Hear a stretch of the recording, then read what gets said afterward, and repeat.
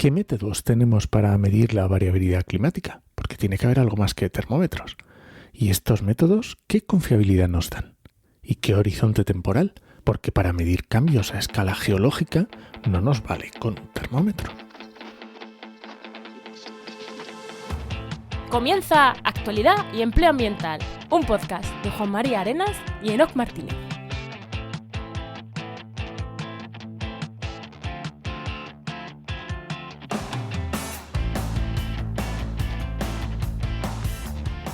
Buenas, soy Juan María Arenas. Y aquí Enoc Martínez. Y este podcast cuenta con el patrocinio de GeoInnova. Profesionales expertos en territorio, medio ambiente y sistemas de información geográfica que puedes encontrar en www.geoinnova.org. Hoy, en el programa 176 del martes 18 de abril de 2023, hablamos sobre cambio climático, sedimentos marinos, mar en general, ¿no, Enoc? Algo por ahí más o menos va a ir la cosa, ¿no? Yo creo que por ahí van los tiros, sí. Mojalo. Hay veces que te digo, oye, me gusta que el tema sea claro, pero me gustan estos temas que voy con un poquito nervioso a la entrevista, a la conversación, porque no tengo claro dónde nos va a llevar y me gustan mucho también estos temas, ¿no? Bueno, pero antes de darle paso a la invitada y a entrar en temas, ¿qué tal tu semana? Pues muy bien, de vacaciones. Es que estamos grabando justo después de Semana Santa y más de vacaciones. Entonces, pero bueno, estuvimos viendo, lo último que estuvimos haciendo fue un poco de estrategia de comunicación en redes, de podcastidad y de trabajo en medio ambiente y bueno, ahí probando cosillas nuevas y muy bien. ¿Y tú qué tal? Pues yo también de vacaciones, que además la Semana Santa en Andalucía, aunque hasta un ateo como yo va a las procesiones, esto es así, somos así. Yo soy manchego, llego a Andalucía y he dicho, tío, es que aquí hasta los ateos cabreados con la iglesia van a las procesiones, pues tendré que ir yo también. Esto es así. Pues ya está. Lo que tiene vivir Andalucía. Y nada, y luego también hemos estado también con temas de estrategia, también de Oikos, de la agencia de Oikos MSP, con branding y tal, pues bueno, planteando nuevos temas de, pues eso, para hacer branding de la agencia y bueno, estrategia interna, que los días estos de vacaciones pues vienen muy bien, que hay menos trabajo para plantear estas cosas de estrategia interna, que se irá viendo en las próximas semanas cambios y demás. Muy bien, genial. ¿Damos paso a la invitada? Venga, tira la invitada. Venga.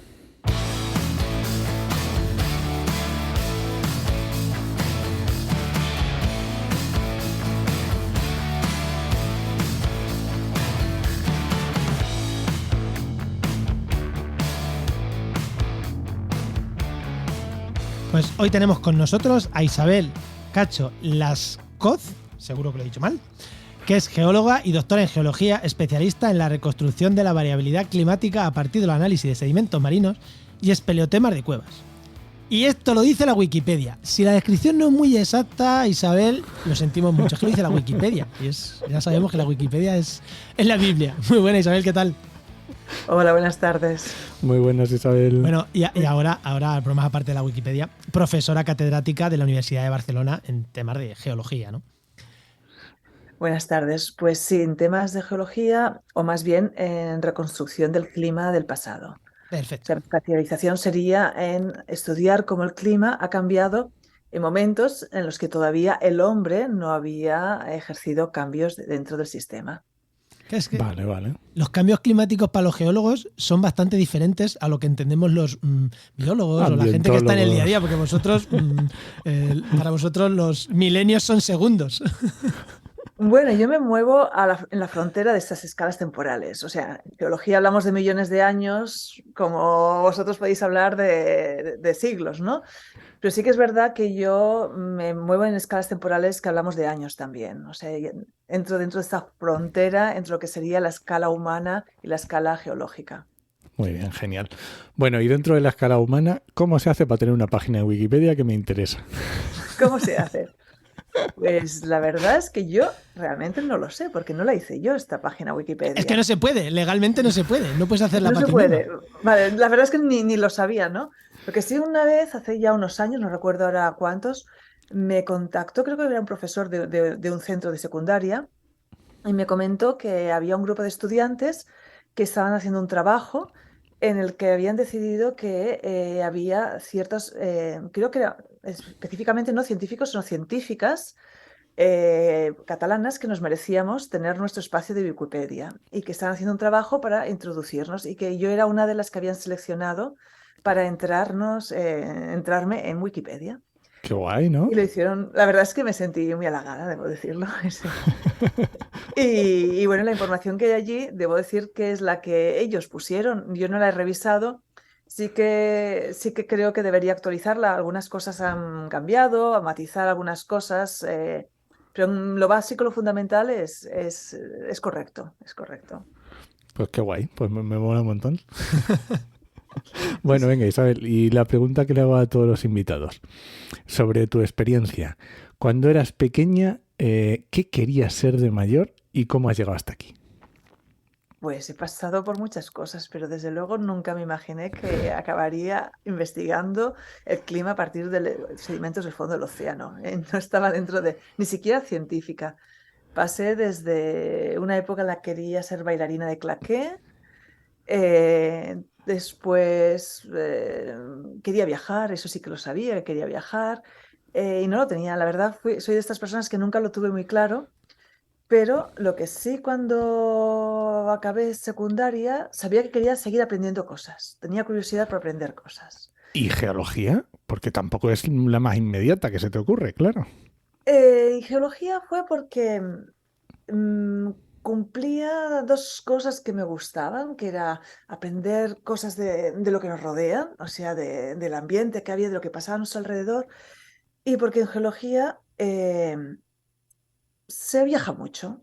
Visitas sitios, vas a la montaña, intentas entender por qué esa montaña está allá y esas rocas, intentas entender las rocas, intentas entender el relieve, el paisaje y, y descubrí que eso me fascinaba. En ese momento yo todavía no había descubierto lo que es la geología marina, que es hacia donde luego me fui colocando. Pero bueno, fue lo que me atrajo un poco a entender la tectónica de placas, por qué los continentes se han formado, por qué las montañas. Eso, no sé, me resultaba curioso y allí me metí. Realmente no fui... Hay muchos geólogos que su vocación la descubren a partir pues, de los minerales, porque les gustan los minerales, o los fósiles, porque les gustan los fósiles, y yo no entro en ese perfil. Era más ir al Pirineo y entender por qué había allí esa montaña. Esto era un poco lo que me atraía, ¿no? Y entiendo que en esas ganas de aprender, ¿tiraste por la investigación o no fue inmediato?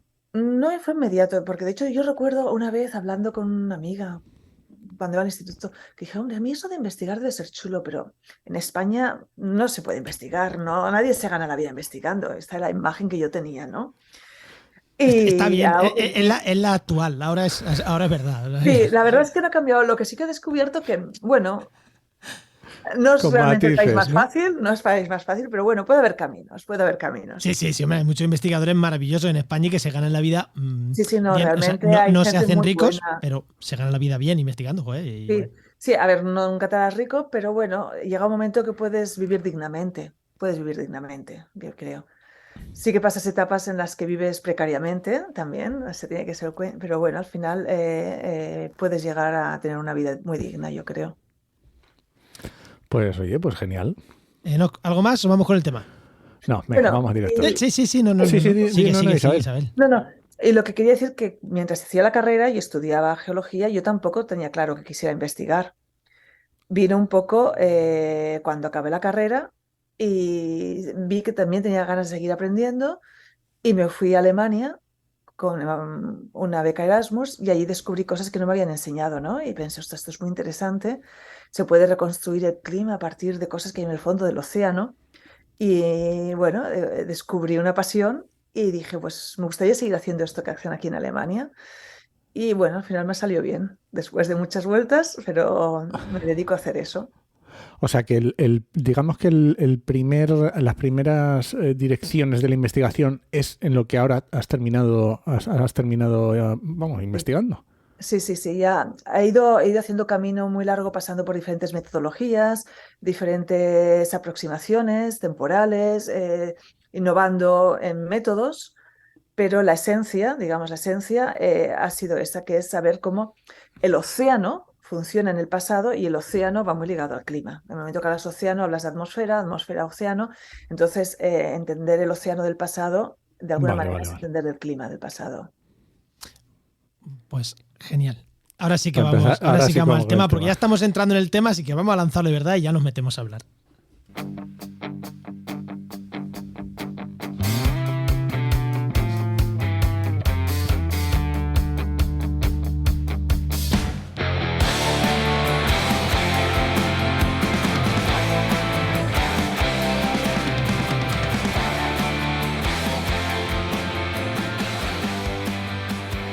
Hace unas semanas nos me escribe y me dice en WhatsApp y me dice, oye, ¿qué te parece una investigadora de sedimentos? La frase era más larga, yo dije de sedimentos marinos para variabilidad climática. Eso ni lo había leído. Sedimento marino y pensé, sedimento marino, no sé si para el podcast y pensé, sedimentos marinos. Catalana, el delta del Ebro tira sedimentos marinos. Luego dije, ostras, el Sáhara tira sedimentos marinos. Ostras, pero también hay animales que hacen sedimentos marinos. Dije, tírale para adelante. Y luego leí para el cambio climático y dije, variabilidad climática y dije, por supuestísimo, aquí tenemos tema. Pero claro, me surgieron tantas dudas en ese momento sobre de qué vamos a hablar que dije, joder, sí, por supuesto que tengo una tertulia alrededor de esto. Pero vamos a empezar por el principio. Respóndeme todas esas dudas que tenía yo cuando Enoch me dijo sedimento marino. ¿Qué son los sedimentos marinos y cómo ayudan a estudiar el clima? Pues bueno, de entrada tú los has definido bastante bien. Es una mezcla de muchos componentes y como tú has dicho muy bien, pues componentes que vienen desde el Sáhara, componentes que traen los ríos, como puede ser el Ebro u otros ríos, y luego otros componentes que son lo que llamamos biogénicos, que son organismos que viven en el océano, en los mares, y que dejan restos duros, esqueletos, carbonatados, silícicos, que caen al fondo y se quedan allá abajo sedimentados. Entonces nosotros cuando recuperamos estos sedimentos, que es a partir de plataformas de perforación con barcos que pueden recoger sondeos, entonces en estos sondeos sabemos como un fango, de entrada es como un fango, pero cuando lo vas mirando con lupas, con microscopios, pues vamos viendo que pues hay restos de organismos que viven en superficie del océano, otros organismos que viven en el fondo del océano, hay organismos más nadadores que están más en medio, hay granos que vienen del Sáhara, como decías, hay una mezcla. Y entonces, y todo esto es riqueza de información, todo es riqueza de información. Es como un libro con muchas páginas escritas, lo que pasa que tienes como la mezcla de muchos idiomas, por decirlo de alguna manera, ¿no? Porque cada uno de estos componentes tiene su propio idioma. Entonces, tienes que buscar el libro para descifrarlo, ¿no? El diccionario que te permite descifrar, pues, qué información te dan los granos que vienen del Sáhara, qué información te da estos organismos que son parte del plancton, del zooplancton, hay otros que son parte del fitoplancton, que son los fotosintéticos, digamos. Ostras, cuando he dicho yo animales que bajan, yo estaba pensando en ellos, pero muchos de otros oyentes habrán pensado esqueletos de un tiburón que se muere. Ostras, pero es que estamos hablando, yo también tenía en mente todo esto, fitoplancton, zooplancton, pero Sí, para el eso lo oyente no encontramos biológico. principalmente. Los tiburones normalmente no los encontramos, pero encontramos dientes de peces también. Dientes de peces y aún no me he encontrado nunca ningún diente de tiburón, debo decir, tampoco he trabajado en zonas donde haya muchos tiburones, pero restos de peces podemos encontrar, sí. Y esto Vale. es, bueno, una riqueza enorme de información. Claro, a mí me explota la cabeza porque, claro, pensemos en un cilindro que haces un sondeo y tienes un cilindro pues de los metros que sea, ¿vale? Que ahí está todo condensado, tú lo sacas para afuera del barco y tienes pues los metros que tengas de cilindro, que tienes ahí, pues es lo que está diciendo, información de todo tipo, pero claro, y ahora me mete también la información de tiempo. Tiempo, esta es la clave. El tiempo es la clave porque efectivamente nosotros podemos observar cambios que cambian ecosistemas, podemos llegar a reconstruir cambios de temperatura del océano, cambios en la circulación del océano, pero tenemos que poner el tiempo. Sin el tiempo no podemos interpretar nada, ¿no? Entonces, ¿cómo funciona el tiempo? Eso. Cuando estamos en tiempos recientes, para lo que es la escala geológica, que esto hablaré del orden de 30.000 años, esto suena Vale. muchísimo, pero en geología no es nada. En esta ventana temporal tenemos una herramienta que utilizamos que es lo que llamamos el carbono 14. Uh-huh. Bastante conocida porque se utiliza mucho en Sí. arqueología, en otros ámbitos, que se trata de estudiar un isótopo del carbono. El carbono se puede encontrar con diferentes isótopos y hay uno que es radiactivo, se va de forma espontánea, de forma natural, va decayendo este isótopo Y cuando lo medimos en restos pues, carbonatados, porque tienen carbono, o restos de materia orgánica, porque también tiene carbono, nosotros tenemos carbono, ahí podemos, a partir de este isótopo, medir la edad que tiene este organismo o estos restos. Que tendrá su intríngulis, porque no será lo mismo el carbono 14 en el fondo del mar que en el carbono 14 en la atmósfera, que... Muy bien, tú sabes, ¿eh? Sí, sí, Bueno, exactamente. ambientales, ya sabes Sí, sí, que sí, sí. estudiamos de muchas cosas, pero sabemos de poco. Sí, sí, porque el carbono 14 que tiene la atmósfera es el que, digamos, que se ha formado más recientemente. ¿De acuerdo? El carbono 14 se forma en las capas altas de la atmósfera y luego entra dentro de lo que se llama el ciclo del carbono. Entonces, cuando el carbono entra en el océano, pues ya ha tardado un poco en entrar. Y el carbono en el océano pues permanece un tiempo, es lo que llamamos el tiempo de residencia. ¿Esto qué hace? Que el carbono que está dentro del océano no tiene la misma edad del carbono que está en la atmósfera justo encima. Hay una Ya. diferencia de edad entre uno y el otro. Nosotros llamamos carbono edad reservorio, ¿no?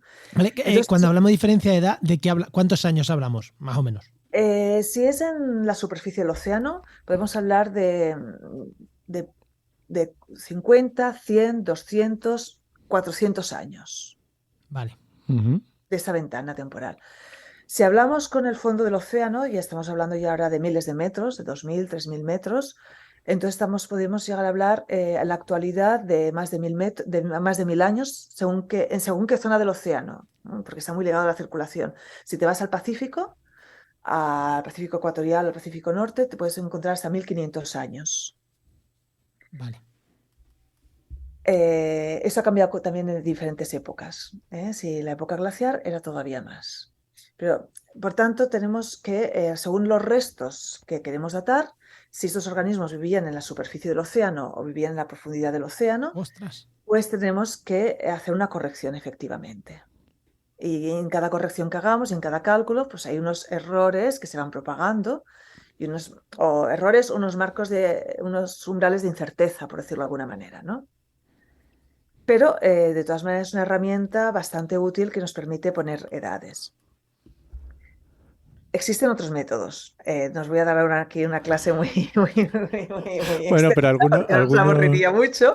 algunos dilos, aunque Venga, eso dilo, no... que solo sea para que la Pero gente ya busque.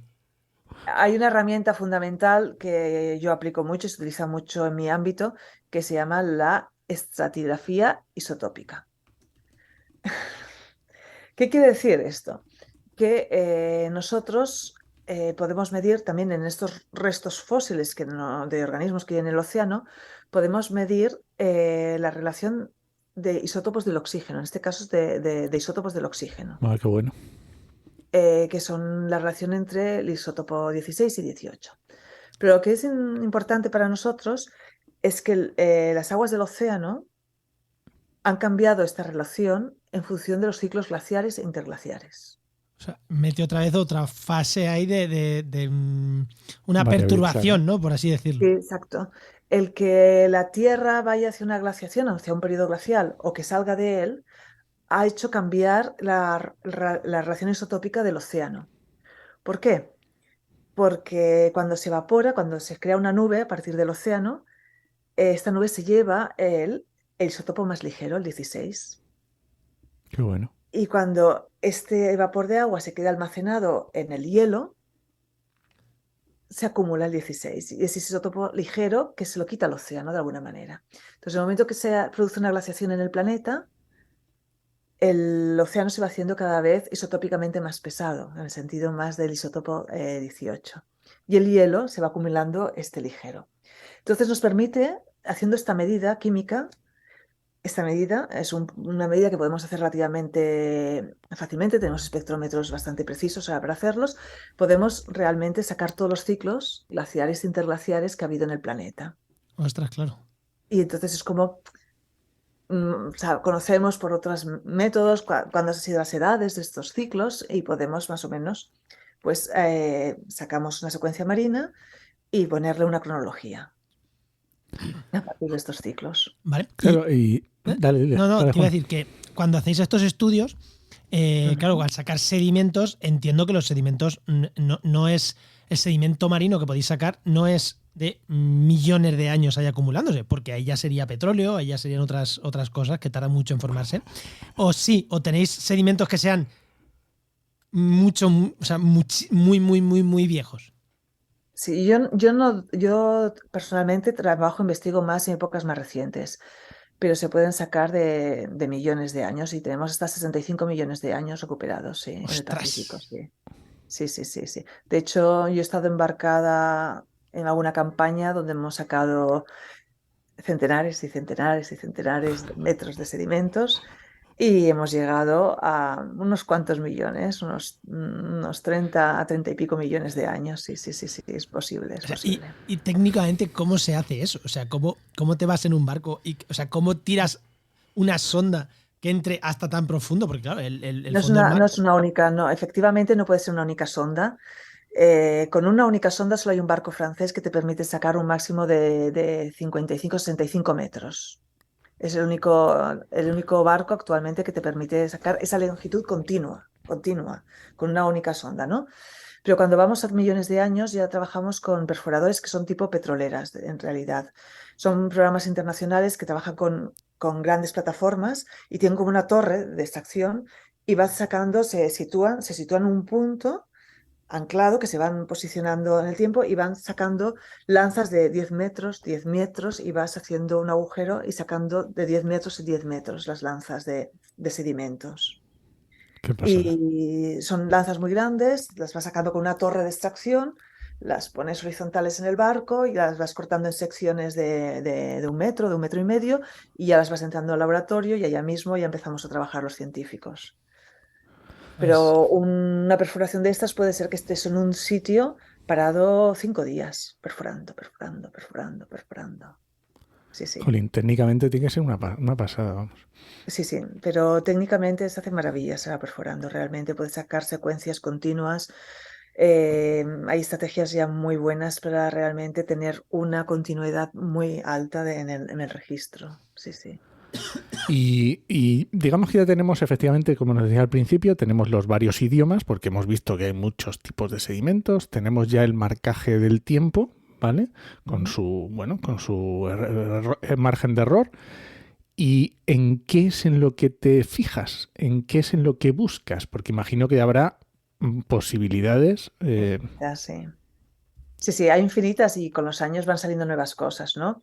Y he ido por diferentes procesos. Por ejemplo, yo empecé con una cosa muy exótica, muy exótica para mí, que era con química orgánica, ¿no? Y yo me pasé todo mi instituto huyendo de la química orgánica y luego, cuando empecé mi vida profesional, fue dedicada a la química orgánica, ¿no? Entonces, nunca sabrás a lo que acabarás dedicándote.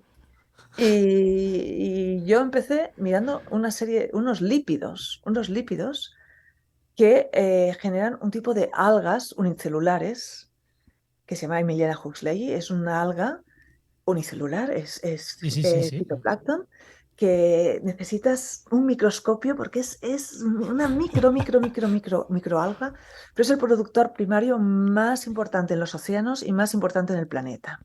Y de hecho, cuando tienes un bloom, un decrecimiento, se llama blooms, que son como un momento en que florecen este tipo de algas, se ven desde los satélites. Son manchas que ves desde satélites, manchas blancas en el océano de bloom de este alga, ¿no?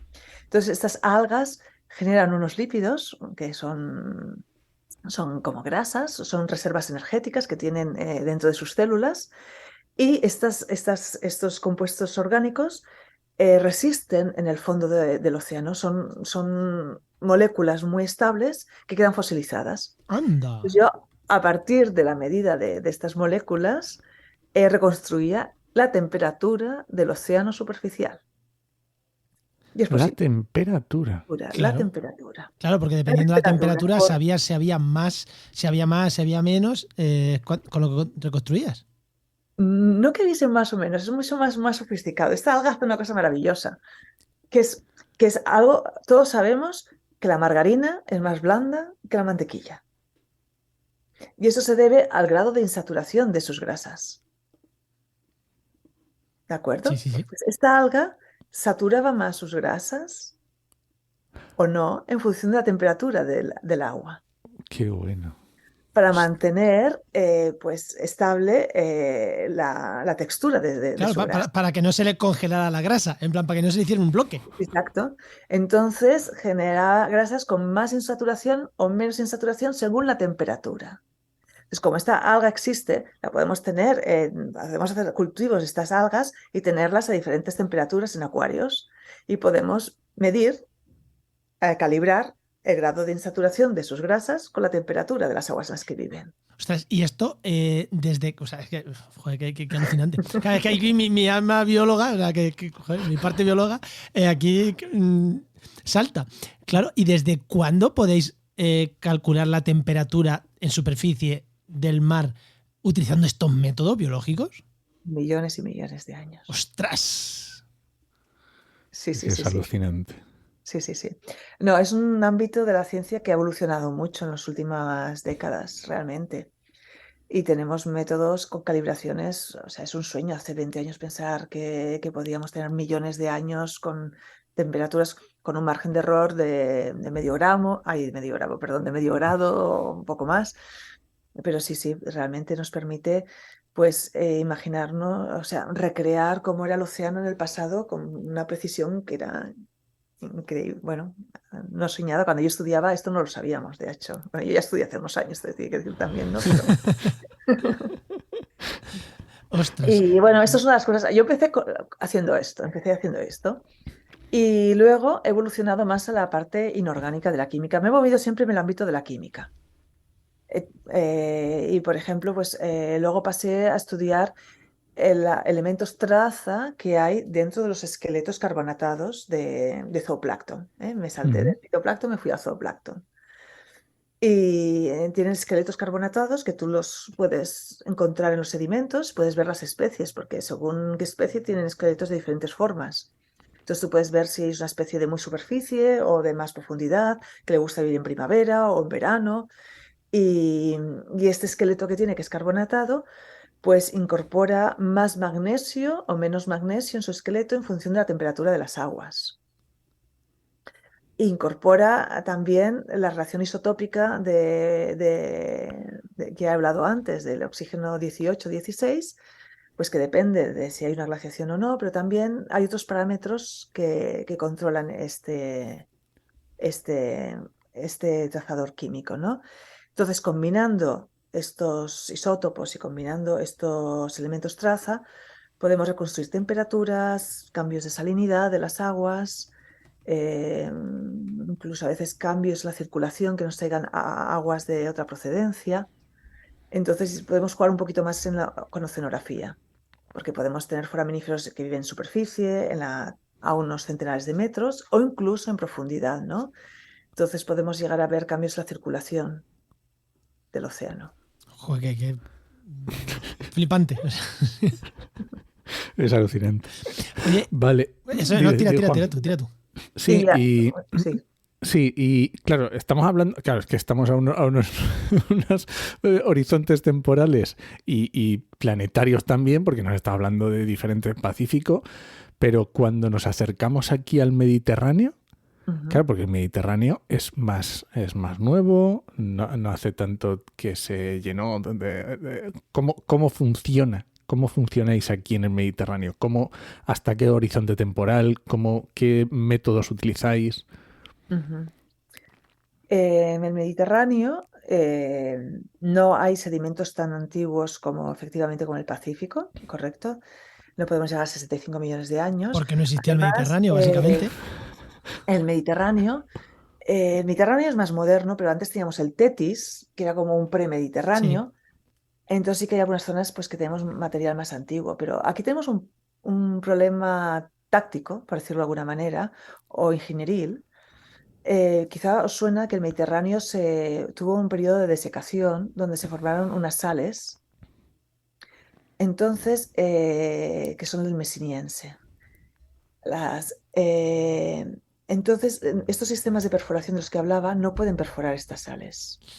Es técnicamente muy peligroso, porque las sales son muy dúctiles, o sea, es como una plastilina las sales, cuando están en alta presión.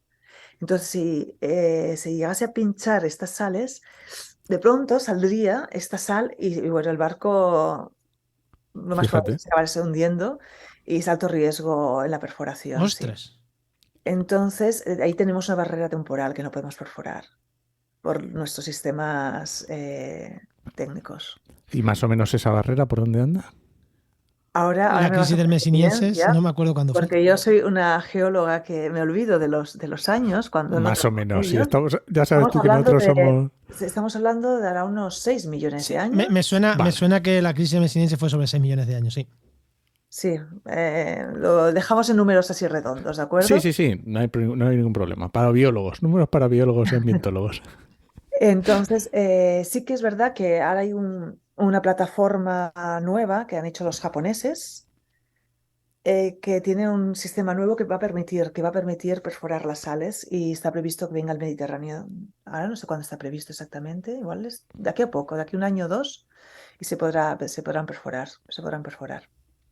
Ojo, Pero de momento nos hemos quedado en este paréntesis. ahí hasta las 6. ¿Y qué estáis viendo en este horizonte temporal que podemos mirar? Vale, ¿qué estamos viendo? A ver, claro, hay muchas personas diferentes que investigan. Yo te hablaré de mi investigación, ¿de acuerdo?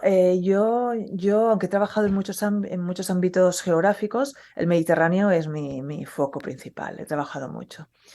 Y yo empecé trabajando mucho eh, durante el último periodo glacial.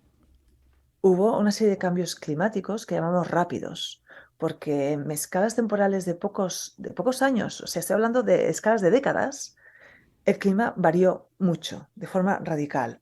Ujú. Y sabemos, bueno, cuando yo empecé a trabajar, esto no lo sabíamos, pero fue una de las cosas un granito de arena que yo aporté con mis investigaciones, ver que cambios en la circulación del Atlántico Norte tenían un impacto muy grande en la circulación del Mediterráneo y en el clima del Mediterráneo. Entonces, realmente, si se altera la circulación del Atlántico, las consecuencias del Mediterráneo son inmediatas y, y importantes, digamos, importantes.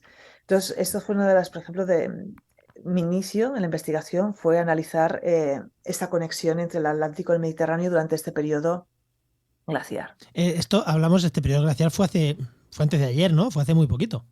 Geológicamente, sí, fue hace muy poquito. ¿Hace cuánto, más o menos? Finalizó el máximo que, bueno, fue hace 20.000 años, Eso. 21.000 años, y ya entramos en la desglaciación hace unos 18.000 años y empezamos la desglaciación. Y entramos en el Holoceno, que es el interglacial que estamos actualmente, hace 11.000 años. Y para nosotros es importante, para nosotros, digo nosotros como especie humana, Como especie humana, sí. porque ya es un periodo de tiempo en el que nosotros existíamos. Y por tanto, este periodo glacial del que estoy hablando y esta desglaciación ya es parte de nuestra historia. Que afectó a las poblaciones Prehistoria, humanas, claro. exactamente. De hecho, es en el momento en que culmina esta desglaciación, entramos en el Holoceno, es cuando empieza la agricultura. Es el momento que realmente pues, haya una estabilidad climática y unas condiciones climáticas que permite, el hombre se da cuenta que cultivando pues, es mucho más cómodo, no hace falta pues, ser un nómada, ir cambiando de casa continuamente. Y con el inicio de la agricultura pues ya empieza el inicio de culturas más complejas, con sistemas sociales más elaborados y la escritura y bueno, y, digamos es... Y la historia, empieza la historia. Empieza nuestra historia, exactamente. Por tanto, eso que estoy explicando es parte de nuestra historia, ¿no? Y nos ha condicionado enormemente. Sí, sí. Vale. ¿Y cómo extrapolamos estas investigaciones? Porque en la actualidad. Bueno, es que te quería hacer dos preguntas que son diferentes, pero bueno, te voy a hacer la primera. ¿Eso en la actualidad, todas estas investigaciones, nos sirven para algo en el cambio climático actual? ¿O ahora tenemos tal cantidad de sensores, tal cantidad de avances? Porque el cambio climático actual es desde hace... esto sí que hace de ayer tarde, de hace unas décadas. Instante, Sí, desde hace unas décadas. Claro, tenemos tal cantidad ya de aparatos para medir la temperatura del agua y tal, y datos, que estas técnicas como las vuestras, todo lo que vosotros usáis, realmente no es útil o sí que es útil para periodos de tiempo, eso de 50 años, de 100 años, o no, o ya es realmente, hay otras técnicas mejores. A ver, Unas técnicas no quitan las otras. Efectivamente, nosotros ahora podemos medir la temperatura con muchísima más precisión con el sistema que yo os hablaba. Y sería absurdo que intentase medir la temperatura del Mediterráneo ahora a partir de esta relación de lípidos, ¿no? Porque con un termómetro lo vamos a hacer mucho mejor. Sí, pero claro, es que totalmente, pero en biología, por ejemplo, yo me acuerdo cuando estudiamos ríos, que hay una metodología de ríos que es mirando la fauna del río, que dices, joder, pon una puñetera termómetro, y dices, ya, el termómetro lo mides hoy, la fauna del río te da una foto de todo el año, porque, Claro, claro, si tú no... por eso te digo que si hay cosas que aportan un plus, Claro, estas sí. técnicas. Sí, si tú no puedes tener una estación de medición constante, pues a veces tienes que buscar otras técnicas, ¿no? Pero yo diría que el valor principal de lo que nosotros hacemos no es tanto para medir las condiciones actuales, que esto a partir de los satélites, a partir de las estaciones, de las medidas instrumentales, eh, siempre se va a hacer con más precisión, aunque pues, se podría matizar y complementar efectivamente, pero lo que nos permite es contextualizar la situación de cambio que tenemos actualmente. Efectivamente, medimos con mucha más precisión, pero nosotros hace 4 días que estamos midiendo. Ya, por eso. Entonces, cuando tú dices, pues la circulación del Atlántico Norte ha cambiado, no había nadie midiéndola antes, porque nadie, hasta el 2004, a nadie se le ocurrió que era interesante medir de forma continua el fondo del Atlántico Norte. Entonces, si queremos ver incluso las temperaturas atmosféricas, pues las tenemos los registros instrumentales, o sea, las medidas directas desde el siglo XIX. No podemos ir más allá. Entonces, cuando queremos contextualizar la situación de cambio actual, requiere de nuestra información, porque de alguna manera todo y que nuestra información corresponde a periodos en los que el hombre todavía no había actuado, pero nos da la línea de base de cuál es la variabilidad natural. Y por tanto, considero que realmente es muy importante. Importante, diría, por 3 cosas, básicamente. Por la que os acabo de decir ahora, que nos da la línea de base. Nosotros solo podemos medir hasta hace pocas décadas o un siglo y medio como mucho. Entonces, ¿qué pasó antes? Solo la paleoclimatología, la paleoceanografía lo puede dar. 2, nos permite, nos permite ver cuáles son los feedbacks. ¿Qué son feedbacks? Es un término inglés que se utiliza procesos de retroalimentación. Cuando estudiamos el clima del pasado, vemos que el clima en sí son feedbacks. Continuamente un cambio en el océano tiene repercusiones en la atmósfera y ello tiene repercusiones en el patrón de lluvias en el continente. Entonces, nosotros podemos ver qué feedbacks se han dado de forma natural cuando hay un cambio climático. Me parece alucinante el feedback que decías antes de cómo cómo cambie la circulación en el Atlántico Norte, o sea, las corrientes marinas en el Atlántico Norte, que vienen desde México y tal, nos va a afectar en el Mediterráneo. O sea, eso es una cosa que, ojo, que el cambio climático que estamos teniendo, de que estamos subiendo muy rápido, como eso pase, es que igual cambia en grados en cuestión de Sí, una sí. década. Exactamente. Entonces, nosotros podemos establecer estas conexiones Feedback, y sí. veces que requieren de centenares de años a poder actuar y por tanto nuestras mediciones no nos pueden hablar de ellas. ¿De acuerdo? Entonces, nos permiten establecer estas conexiones y el impacto que pueden tener en diferentes regiones, ¿no? Y el tercer punto, que también nos ofrece nuestro trabajo, es en el momento que miramos al futuro, la única herramienta que tenemos son los modelos climáticos. Los modelos climáticos, que es como una representación, es una forma simplista, sería como una especie de programa muy sofisticado que representa cómo funciona la atmósfera, el océano, cómo están puestos los continentes, los hielos, la vegetación y cómo interactúan. Y ello es lo que nos permite actualmente intentar predecir, hacer proyecciones de cómo puede ser las temperaturas del planeta a finales de siglo o cómo puede cambiar el nivel del mar, ¿de acuerdo? Estos modelos necesitan probarse de alguna manera y hay diferentes maneras, ¿no? Pero una de ellas es yendo al pasado. Si realmente los modelos son capaces de reconstruir cómo el clima era, como nosotros hemos conseguido reconstruirlo con nuestros indicadores, quiere decir que estos modelos pues están haciendo algo bien. Realmente están sabiendo reconstruir bien en el océano, la atmósfera, y por tanto es una manera de validar de validar estos modelos, ¿no? Entonces, es la otra herramienta que proporcionamos los paleoclimatólogos a la climatología en general, presente, actual y futura. Vale, o sea que por un lado podríamos decir que estamos validando estos modelos, que es la herramienta fundamental que tenemos para la poca predicción que podemos conseguir, ¿vale? Y la otra, estas causas-efectos que ya conocemos del pasado y que podemos suponer que en determinadas circunstancias. Pueden darse. Las causas son diferentes. O sea, la causa actual, el detonante del cambio climático actual es diferente a otros que hemos tenido en el pasado. Pero sí que en el momento que tú alteras algo en el sistema climático, a partir de allá se pueden generar diferentes cadenas de retroalimentación. Y estas cadenas se han dado en el pasado y se pueden dar actualmente, algunas de ellas ya se están dando y otras se pueden generar en el futuro, ¿no? Entonces, es un poco, esto es una información que también contribuye, pues, nuestra paleoclimatología. Ojo que aquí un detalle de mucha gente, ¿no? Que dice, oh, si es que cambios climáticos ya vienen en el pasado, no hay que preocuparse. Ojo.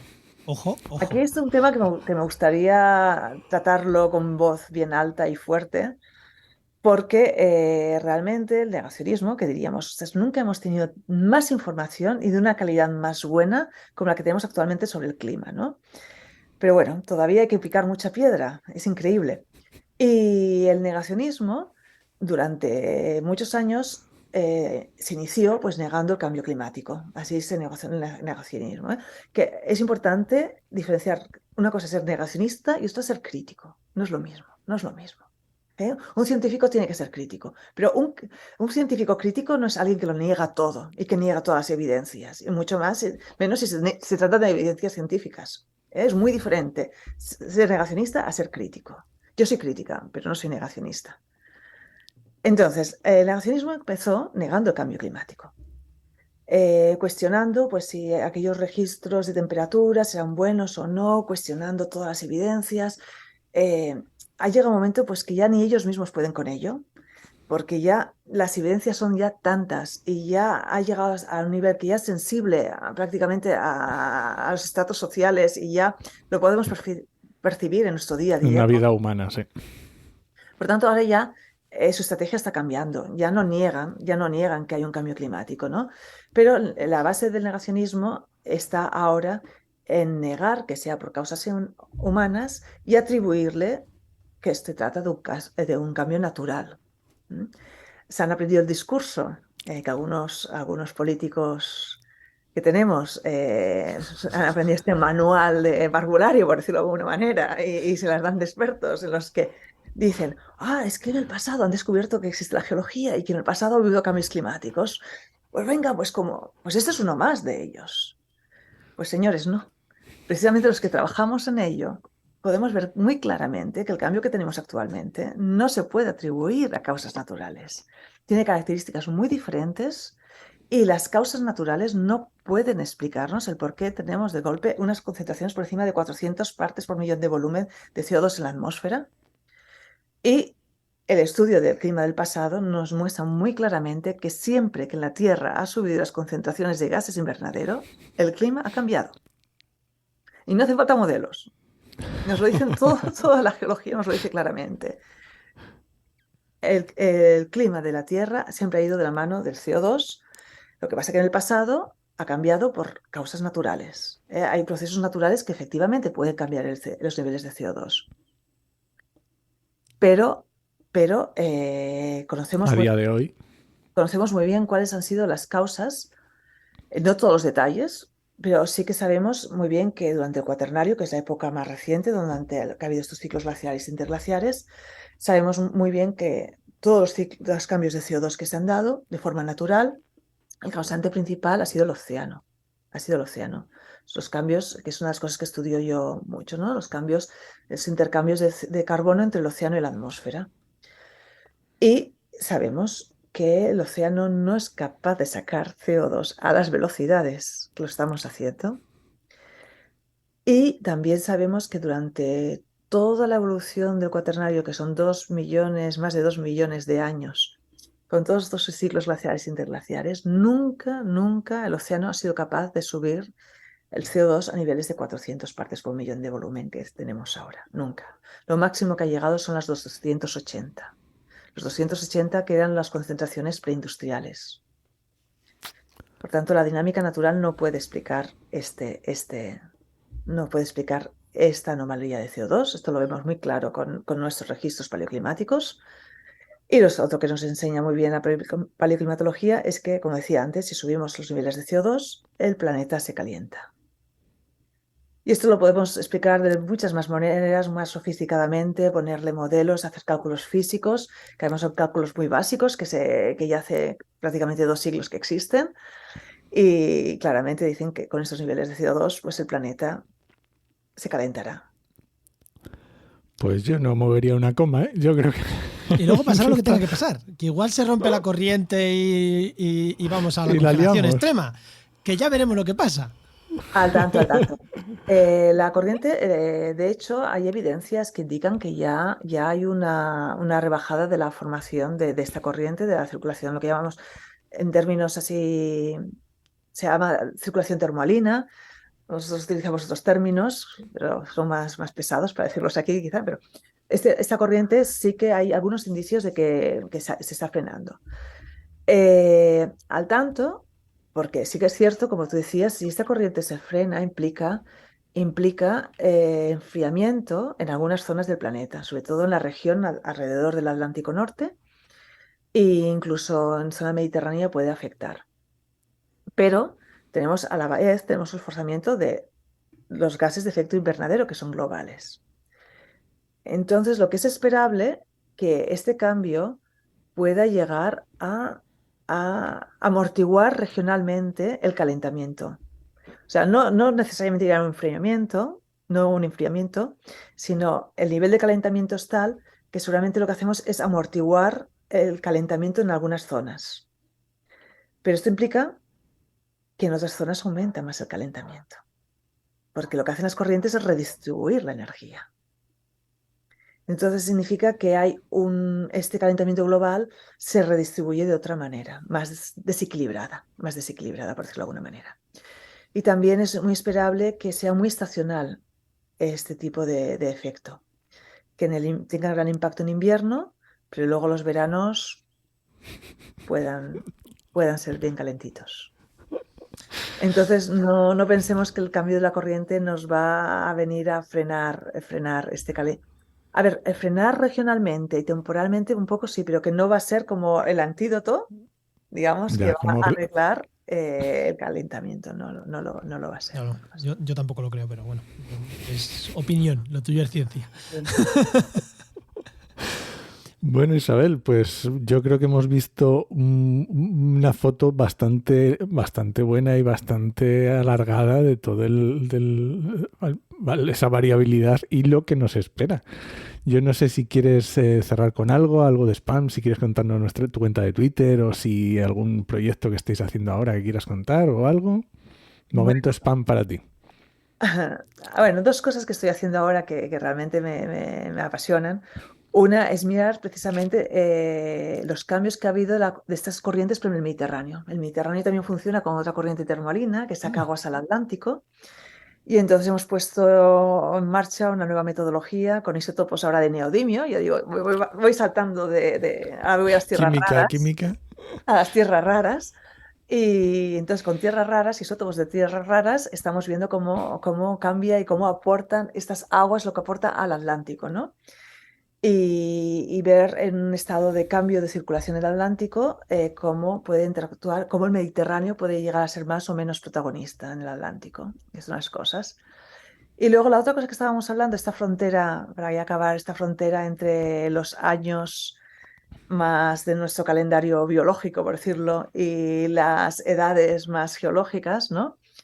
Pues esto es una conexión que es difícil hacer con registros geológicos y registros marinos, pero por ejemplo, una de las cosas que estoy trabajando ahora mucho son con registros de cuevas.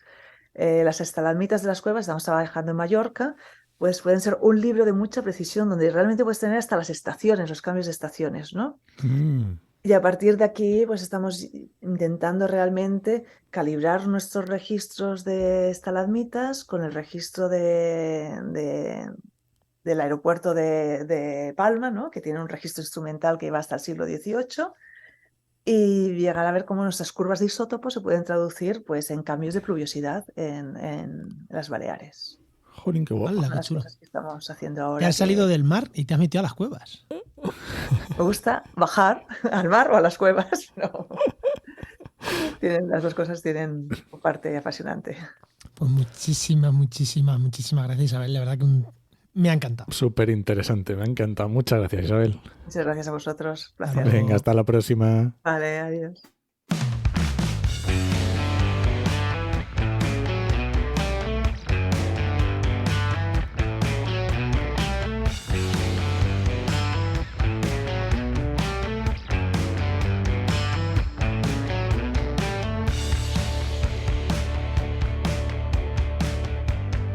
Bueno, ya tenemos por aquí a nuestro amigo Luis Quesada, director de Heinova. Muy buenas, Luis, ¿qué tal?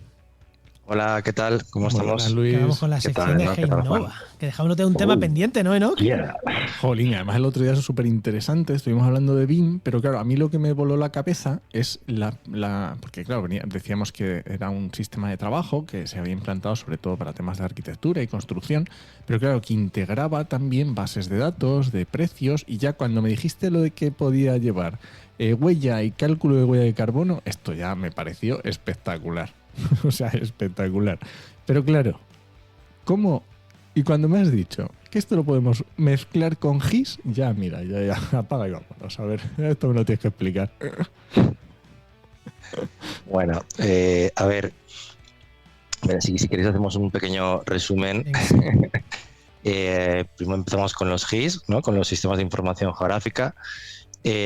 Bueno, pues por decirlo brevemente, los sistemas de información geográfica integran herramientas, software y grandes cantidades de datos complejos referidos a realidades que pueden tener una referenciación espacial, digamos, extensa, ¿vale? De carácter territorial.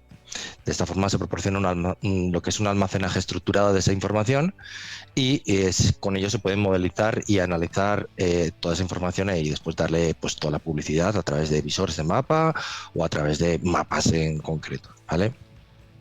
Paralelamente tenemos lo que era el BIM, que es el Building Information Modeling, que creo recordar que os comenté que también me gusta también definirlo como el Building Information Management, porque en realidad es un sistema, una metodología de trabajo colaborativa de lo que son para la creación de proyectos de construcción, ¿vale?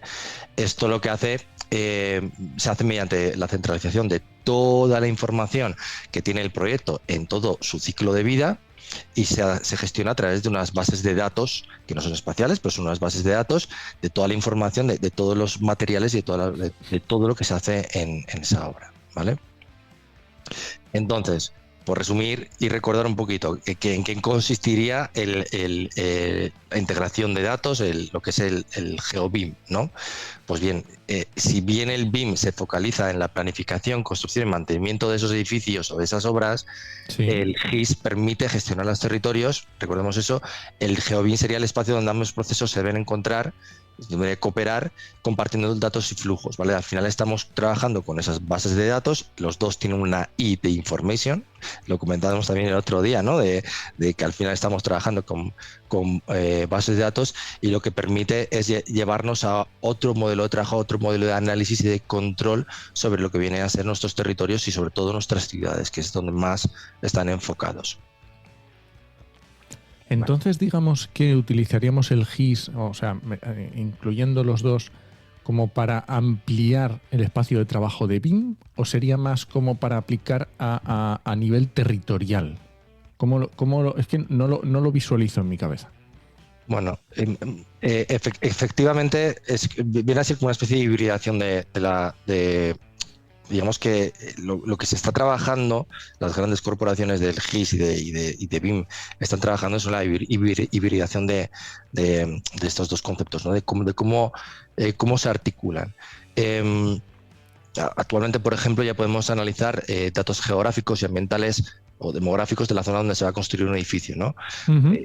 Con ello lo que podemos esto nos permite tomar pues mejores decisiones de contexto o visualizar datos de los modelos digitales de terreno, mapas 3D, y que junto con lo que viene a ser el BIM, pues ya nos permite entrar ya en los modelos de los edificios que van a estar ahí, de tal forma que nos permite ver cómo impactan o cómo se gestionan en el territorio, digamos, qué afecciones tienen ese edificio en concreto y la gestión de ese edificio en el territorio. Digamos que al final acabamos teniendo más información del territorio, una información más inteligente, y nos permite evidentemente tomar mejores decisiones sobre lo que viene a ser el proceso territorial, ¿no? de administración del territorio. Es que joder, o sea, además me lo estoy imaginando los mapas en 3D, que tú entras vas por tus calles, que es GIS, entras al edificio y ves las tuberías, que es BIM. O sea, ¿existe eso que tú puedas verlo así tan claro? ¿O cada cosa se gestiona de una manera y no hay un software que te haga una integración tan chula a ese nivel? A ver si no, ya se están trabajando. Yo te digo, os comenté el otro día que desde acuerdos bidireccionales entre lo que viene a ser Esri y Revit o Autodesk, ¿no? En ese sentido ya están trabajando en esa hibridación, ¿no? En esa integración de procesos. Date cuenta que al final, por ejemplo, si tenemos un episodio de inundaciones, pues podríamos llegar a ver cómo se comportan ya los propios edificios ante esa inundación. Ahí está, digamos, una de las funcionalidades más potentes. Claro. Realmente ya no simplemente te dice esto se va a inundar, sino realmente qué va a pasar con ese edificio una vez digas, oye, se va a inundar, ¿cómo se va a inundar? Entonces a partir de ahí puedas tomar decisiones más inteligentes para proteger el edificio y para, de hecho, proteger lo que viene a ser todo el territorio, claro. Porque no olvidemos que no es simplemente que en el mapa veamos un edificio en 3D, que lo vemos ahí. No, que es que ese edificio en 3D, aparte sabes a qué altura están el cableado, por ejemplo. Efectivamente. Es que viene a ser con todo. Tú al final acabas proyectando lo que viene a ser el edificio, ¿no? O la obra que estás trabajando con su entorno territorial, ¿no? Entonces esto es importante porque, pues como te digo yo, para tener previsiones de riesgo de inundabilidad, o saber, por ejemplo, temas de contaminación, con temas de impacto del tráfico circundante, cómo afectan las infraestructuras subterráneas, cómo afecta la radiación solar, ¿vale? El territorio, claro, al final depende de las alturas de los edificios, evidentemente. Sí, las sombras. Claro, efectivamente, cómo funciona el tema de las sombras, cómo afecta también a través de... ya estuvimos hablando de esto, del tema de la radiancia, de los reflejos de los edificios, ¿no? Que también se miden a la hora de, por ejemplo, en zonas de aeropuertos, ¿no? Cómo funciona todo eso. Pues todo eso, pues evidentemente es información que puede estar recogida y que se puede implementar dentro de lo que viene a ser el BIM y posteriormente ser rescatada para su análisis y gestión a través del GIS, ¿vale?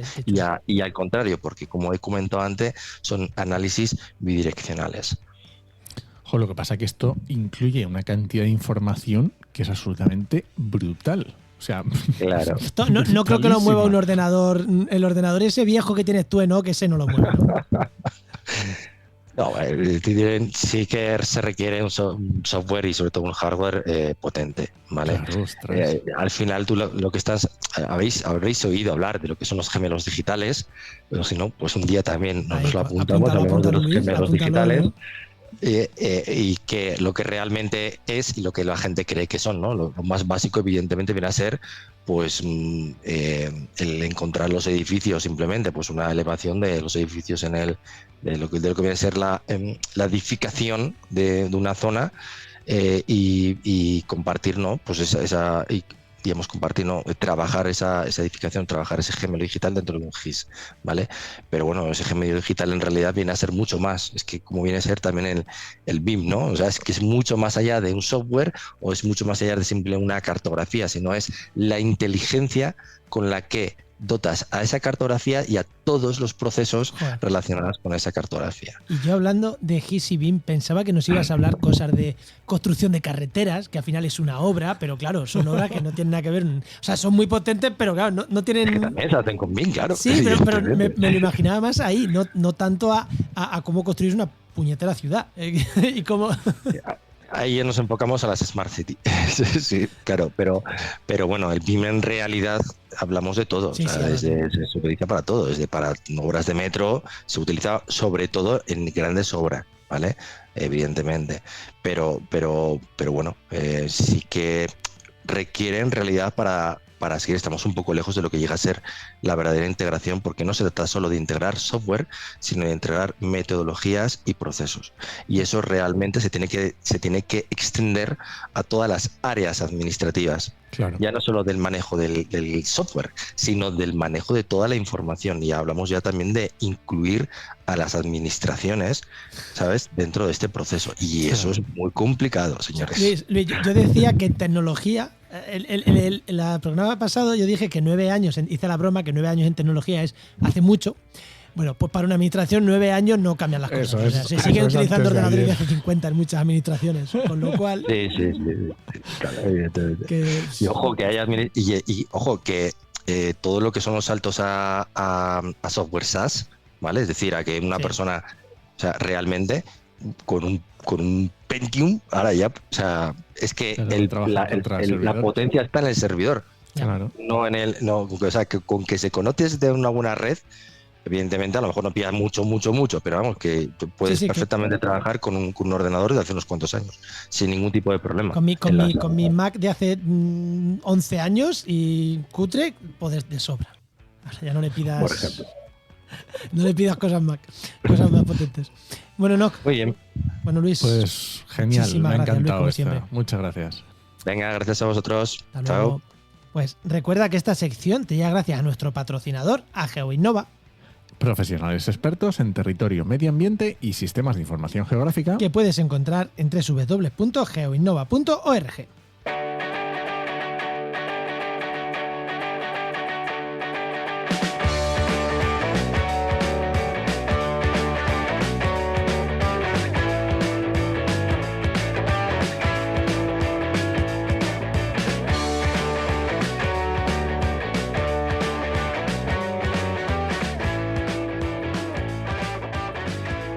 Bueno, ¿nos vamos o qué? Nos vamos y te recomiendo un podcast para irnos, ¿vale? Venga, y te voy a recomendar yo, igual no hoy, pero te voy a recomendar otro. Venga, vale. Yo te voy a recomendar uno que se llama Biología de Tranquis, que está entretenido, Hostias. está chulo. ¿Pero aquí de españoles son o no lo has escuchado claro, nunca ni claro. nada? Sí, son españoles, por supuesto. ¿Y está bien o...? Está entretenido. ¿De qué va? Está guay. Biología en general, ¿no? Es que prefiero que lo escuches. Vale. Mola más si lo escuchas. Vale, sí, es que, joder, ya ves que la biología es muy amplia, puede ir desde... Bueno, lo escucharé. Ya verás, te va a molar. Venga, le echaré un rato. Yo te voy a comentar otro, pero es que no lo tengo aquí y te lo comento la semana que viene porque me he escuchado nada más que el tráiler y quiero escuchar. A ver, que va a estar bien segurísimo a 100%. Porque, vale, sí, pero primero. Sí, primero pero es que, alguna, o sea, venga. vamos a ver, es una periodista crack y he visto es una serie de 6 y he invitado a 6 cracks. Entonces, como, esto va a estar bien. O sea, no puede no estar bien, pero déjame que lo escuche. Y sobre todo que le cuente el nombre. Venga, vale. Pues nada, nos vamos. Venga. Este podcast pertenece a la red de podcast Podcastidae, la red de podcast de ciencia, medio ambiente y naturaleza. Y muchísimas gracias por los comentarios en redes sociales, por compartir el programa, por yo qué sé, por interactuar con nosotros, no sé, por lo que os agradecemos por todo y que nos dejéis comentarios y que compartáis con vuestros amigos y que nos Sobre todo digáis, eso, que como han dicho hoy en compartáis, Twitter, esas opiniones, o sea, tu doctorado no te permite de hacer esas opiniones por algo que hayamos dicho en un podcast. Es como... Creo que habíamos cabreado a alguien por el tema de la fotovoltaica. Creo que es por eso, por lo que me ha comentado. Es que lo he leído mientras que estaba grabando el programa. Digo, vale. ya veré bien por lo que era. Incluso esos los agradezco también, fíjate, porque hay gente que nos escucha y hay gente que algo se llevará en algunos programas, ¿no? Y nadie es perfecto y agradecemos hasta las críticas. Y nada, Por no. supuesto. Os esperamos en el siguiente programa de actualidad y empleo ambiental. Nos escuchamos. Adiós.